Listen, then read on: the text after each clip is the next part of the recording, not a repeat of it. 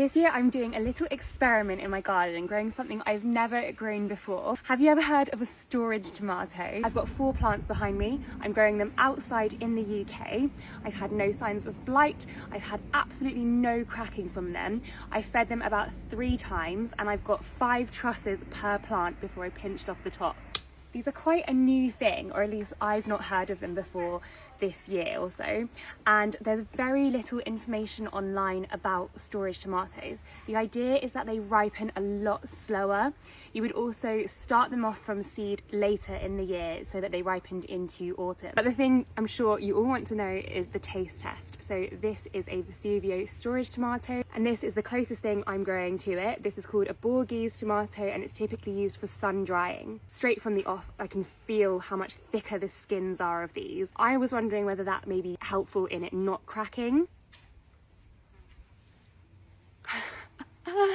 Wow, I can't even bite into that. Look at this. That's how thick it is. Oh wow, well the flavour is great. However, I probably would cook this because it's so tough. Let's compare it to the Borghese tomato. Well, you saw how easy it was for me to bite into that just with my teeth. They have an extremely similar flavour. However, this one is far more tough because it is a storage tomato, and these are the traits that we're looking for, which does make it store for longer. In the research I've done, they've said that you should wait until a few of them start to blush. I've probably waited a bit too long, but still I have some green. So I'm going to cut this whole truss and I'm going to hang this up somewhere drafty but dark and see how long they last into the winter. Look at that. It's a bit of a rainbow, isn't it? Red, orange, yellow, green. I'm very strict with my pruning regime. You can see I've removed all the lower leaves and any suckers that appear. As they are ripening, I might remove any leaves that cause any lower trusses to be shaded.